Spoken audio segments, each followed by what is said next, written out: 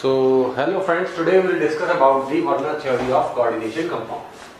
ठीक है, वर्नर की थ्योरी मतलब आज आप लोग वैलेंसी के बारे में, ऑक्सीडेशन नंबर के बारे में या कोऑर्डिनेट बॉन्ड के बारे में जानते हैं, ठीक है ना। तो ये मतलब बड़ी आसान सी लगेगी वर्नर थ्योरी, लेकिन 1913 वगैरह के टाइम में लोग इन सब चीजों के बारे में इतना नहीं जानते। तो उस टाइम वर्नर ने जो चीजें बताई थी उनसे पूरी कोऑर्डिनेशन केमिस्ट्री इमर्ज हुई थी, आगे बढ़ी थी, एंड अल्फ्रेड वर्नर को नोबेल प्राइज भी मिला था। ठीक है, तो वर्नर ने कोऑर्डिनेशन कंपाउंड्स के मतलब स्ट्रक्चर्स कैसे हैं, किस तरीके से आयनाइज हो रहे हैं, कोऑर्डिनेशन एंटिटीज उनकी क्या है, इनके बारे में उन्होंने कुछ पॉइंट्स बताए थे। तो कोऑर्डिनेशन कंपाउंड्स में आपके जो है मेटल दो तरीके की वैलेंसीज रखती है, प्राइमरी वैलेंसी और दूसरी सेकेंडरी वैलेंसी। ठीक है, प्राइमरी वैलेंसी जो होती है आपकी, यह आपकी आयनाइजेबल होती है। ठीक है, ये आपकी नॉन आयनाइजेबल।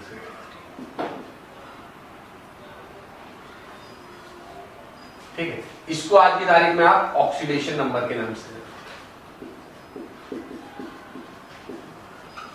और इसको आप कोऑर्डिनेशन नंबर के नाम से।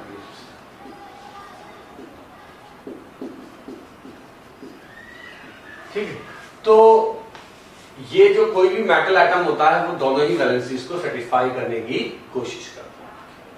ठीक, और जो है ये जो वैलेंसी होती है आयनाइजेबल वैलेंसी, ठीक है, ये प्राइमरी वैलेंसी, ये आपकी नॉन डायरेक्शनल होती है,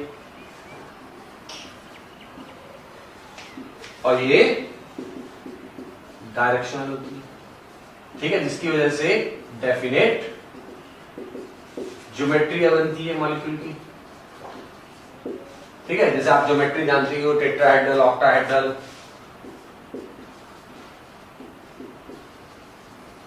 स्क्वायर प्लानर,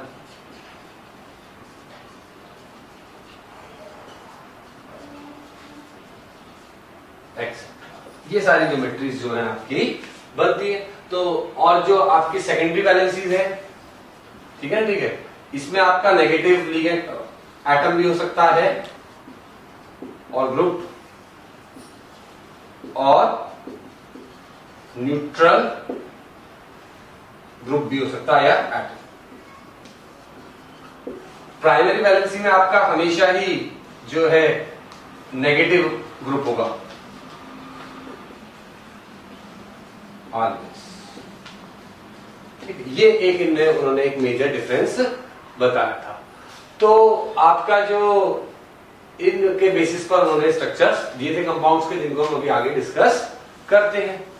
तो every metal has tendency to satisfy both primary and secondary valency. इसमें एक बात सोचने की जरूरत है कि भाई यदि चलो सिर्फ प्राइमरी है तो आयनाइज हो जाएगी, सेकेंडरी है नॉन आयनाइज होगी, लेकिन यदि दोनों है तो क्या होगा, दोनों वैलेंसी को सेटिस्फाई कर रहा है एक ही एटम से, तो आपकी नॉन।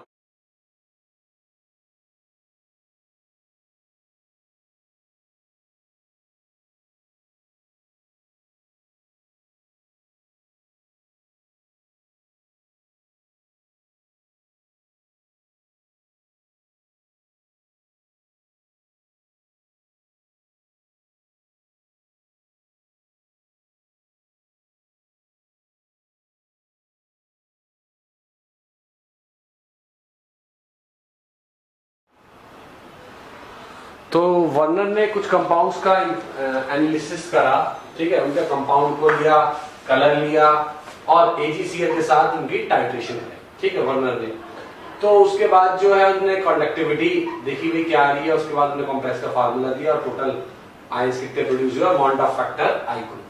ठीक है, आई जो है आपका बॉन्ड ऑफ,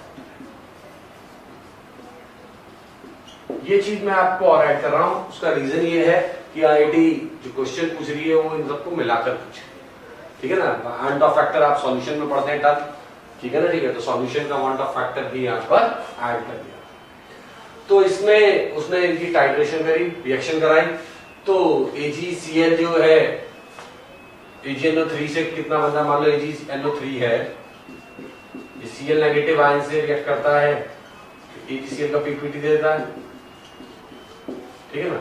तो आपको इसका एक मोल जो है कंपाउंड का आपने एक मोल लिया तो और AgNO3 एक्सेस में ले लिया तो इसके 3 मोल बन गए, ठीक है, 3 मोल, ठीक। तो इस बेसिस पर आप बता सकते हैं कि भाई ये फार्मूला इसके कंपाउंड का ये है, ठीक है। तो अब जो इनमें आपकी कंडक्टिविटी रहेगी, वाटर में आप डालेंगे तो ये आयन अलग बन जाएगा,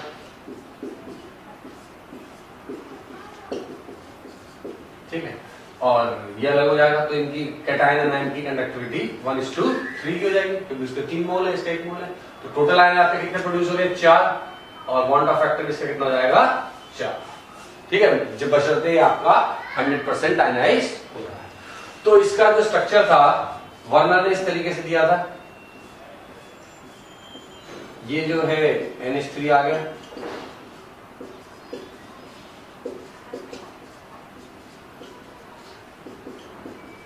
ठीक है, ये आपका Cl आ गया, ये आपका Cl आ गया, ये आपका Cl आ गया, ये आपकी सेकेंडरी वैलेंसी हुई, ये आपकी प्राइमरी वैलेंसी हुई। और आज की तारीख में भी आप जानते हैं कि भाई इसका स्ट्रक्चर इसी तरीके से होता है। यहाँ पे कोबाल्ट जो है उसकी ऑक्सीडेशन नंबर +3 होती है, उस पे 6 अमोनिया मॉलिक्यूल लगे रहते हैं, ठीक है ना, लिगेंड्स के रूप में लोन पेयर डोनेट करते हैं, ठीक है, और ये 3Cl नेगेटिव बन जाएगा, ठीक है। आज हम इसका स्ट्रक्चर जानते हैं। तो वर्नर ने ये स्ट्रक्चर प्रपोज करा था जो क्वाइट करेक्ट था, और जिससे आप इन सब चीजों को भी एक्सप्लेन।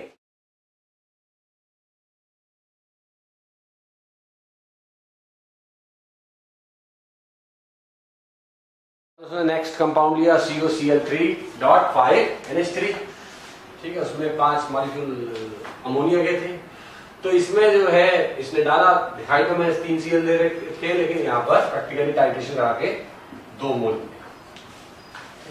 तो इसका फार्मूला इस तरीके से दे सकते हैं, CONH3⁵ Cl और ये Cl2, ठीक है। और इसमें आपको आयनाइज करें आप इसको, ये आयनाइज होगा आपका +2 + 2 Cl नेगेटिव, यानी कि आपके 3 आयन बनेंगे, 1:2 की रहेगी, बॉन्ड ऑफ फैक्टर भी यहाँ पे रहेगा, 100% आयनाइज हो जाए। तो वर्नर ने इसका स्ट्रक्चर इस तरीके से दिया, यहाँ से ला दो,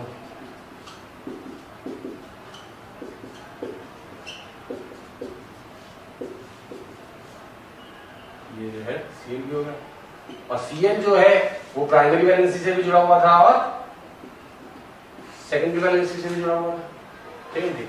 और आज की तारीख में आप इसका स्ट्रक्चर इस तरीके से बनाएंगे,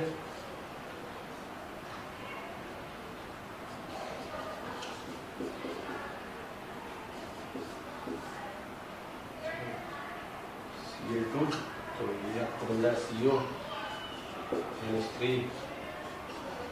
NH3 NH3 NH3 Cl negative NH3, ये आपका +3, नेट इसका रिजल्ट +2 बचेगा और 2 Cl नेगेटिव बन जाएगा, ठीक है ना। तो वही आपका आयनाइज हो रहा था। तो इस कंपाउंड का स्ट्रक्चर इस तरीके से होता है। तो फिर एक उसने कंपाउंड और लिया था COCl3,4NH3, ये वॉयलेट कलर का भी हो सकता है, ग्रीन कलर का भी हो सकता है, ठीक है। और इसका रीजन ये है कि इसके 2 आइसोमर बनते हैं, स्टीरियो आइसोमर, सिस और ट्रांसजोमेट्रिकल आइसोमर, ठीक है, जो आप जो है आइसोमरिज्म में देखेंगे। इसका ऑक्टाहेड्रल स्ट्रक्चर होता है तो उस तरीके कॉम्बिनेशन ये बैठ रहा है। तो आपका जो है इस कंपाउंड में आपका केवल 1 मोल आया AgCl, तो उसके बेसिस पर आप स्ट्रक्चर ये बताएंगे, CONH3,4 और Cl2 और ये Cl, ये आपका आयनाइज हो तो ये इस तरीके के देगा आयन,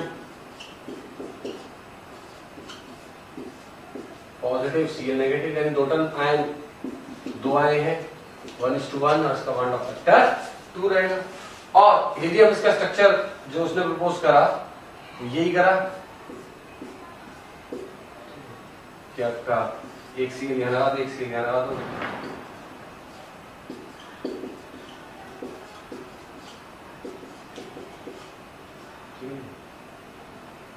और एक सी है, ये वर्णन ने उसका स्ट्रक्चर प्रपोज करा था। और आज की तारीख में आप ये स्ट्रक्चर बनाएंगे।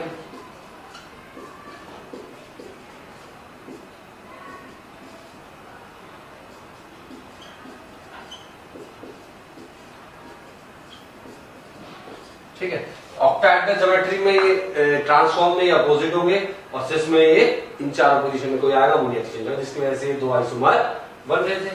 ये +3 है, ये -1 है, ये -1 है, टोटल ये +1 बचा और ये Cl। तो इस तरीके से वर्नर ने ये कंपाउंड्स के स्ट्रक्चर्स बताए थे, जिससे आगे कोऑर्डिनेशन कंपाउंड्स आपके आगे सो वर्नर थ्योरी की लिमिटेशंस भी है कि कुछ एलिमेंट्स कोऑर्डिनेशन कंपाउंड के बनाते हैं। कोऑर्डिनेशन स्फीयर एंटिटी की डेफिनेट ज्योमेट्री क्या होती है, why does these compound possess magnetic definite and optical properties, उन सब चीजों का, लेकिन काफी सारे कंपाउंड्स को वर्नर एक्सप्लेन कर पा रहा था। तो इन सब चीजों के बाद जो है आपकी वैलेंस बॉन्ड थ्योरी आई, जिसे आप बीबीटी के नाम से जानते हैं। ठीक है, क्रिस्टल फील्ड थ्योरी आई, जिसे आप सीएफटी के नाम से जानते हैं। लिगेंड फील्ड थ्योरी आई, ठीक है, जिसे आप एलएफटी के नाम से जानते हैं। मॉलिक्यूलर ऑर्बिटल थ्योरी आई, जिसे आप एमओटी के नाम से जानते हैं। ठीक है, इन सबसे भी कंपाउंड्स को एक्सप्लेन करने की कोशिश करी, उनसे काफी कुछ प्रॉपर्टी एक्सप्लेन हो पाई, कुछ नहीं हो पाए, लेकिन कोई भी थ्योरी ऐसी नहीं है 100% जिससे आप सब कुछ एक्सप्लेन कर सके। तो इनका भी हम अलग अलग डिस्कशन करेंगे। अब जो है हम दो आईआईटी में जो इन सब चीजों पर बेस्ड क्वेश्चन आए हैं उनका डिस्कशन करेंगे। तो ये जेईई में आया हुआ क्वेश्चन है, if the freezing point of 0.01 molar aqueous solution of cobalt third chloride ammonium complex which behaves as a strong electrolyte is आपका जो है 0.055 degree Celsius, the number of chlorides in the coordination sphere of the complexes। ठीक है, KF of water दे रखा 1.86। तो ये JEE advance 2015 में question आया था। आप वीडियो को यही रोक के खुद करने की पहले कोशिश करें, ठीक है, फिर इसका सॉल्यूशन देखेगा। देखिए इसमें सीधा सा है कि फ्रीजिंग पॉइंट दे रखा है, यानी डेल्टा TF वाटर का फ्रीजिंग पॉइंट कितना होता है 0, तो वाटर का ये डिप्रेशन फ्रीजिंग पॉइंट हुआ है, that is equal to 0.0558 degree Celsius हो गया। या केल्विन मान लो, कोई दिक्कत नहीं है। ठीक है, डिफरेंस दोनों का सेम होता है। और आप जानते हो delta TF is equal to I into KF into M होता है। तो इसकी आपने सबकी वैल्यू रख दी 0.0558, I निकालना है, KF 1.86 और 0.01 है। ठीक है, तो I की वैल्यू आपके आ गई। तो अब इसका फार्मूला क्या होगा, तो आपने देखा ही था कि जो पढ़ा था एग्जांपल, तो CH3O5, यानी कि ये आपके जो है 3 आयन देगा। ठीक है ना, तो यानी कि ये Cl एक अंदर आ जाएगा और 2 Cl2 बाहर चले जाएंगे। ठीक है, तो कोऑर्डिनेशन स्फीयर में आपके नंबर ऑफ क्लोराइड आयंस कितने जाएंगे 1, तो इसलिए 1 इज योर आंसर। ठीक है, 1 आपका आंसर। सो ये क्वेश्चन है, solution containing 2.675 gram COCl3 6NH3 molar mass दे रखा है। Pass through cation exchanger the chloride ion produced in solution were treated with excess of AgNO3 to give आपका 4.78 ग्राम ऑफ AgCl। ठीक है, द फार्मूला ऑफ कॉम्प्लेक्सेस। ठीक है, video को stop करके पहले सॉल्व कीजिए, देखिए शायद हो जाए। ठीक है, काफी चीजें आपको बता रखी है, नहीं हो तो सॉल्यूशन देखिएगा। तो आप देखेंगे भाई इसमें number of moles of COCl3.6NH3 के कितने हो जाएंगे 2.675 डिवाइडेड बाय 267.5 यानी 0.01। और number of moles of AgCl कितने हो जाएंगे 4.78 डिवाइडेड बाय 143.5 ये आपका 0.03, यानी इसके 1 मोल से इसके 3 मोल बने। ठीक है, ठीक है। तो आपने Ag2 एक्सेस में डाला था, तो या कैटायन एक्सचेंजर करा था, जो भी आपने करा है, ठीक। तो उसके साथ जो 1 मोल से 3 बनेंगे, 3 मोल Cl बाहर रहे होंगे और बाकी सब अंदर होंगे, तो यानी कंपाउंड का स्ट्रक्चर ये ए ऑप्शन वाला ही होगा।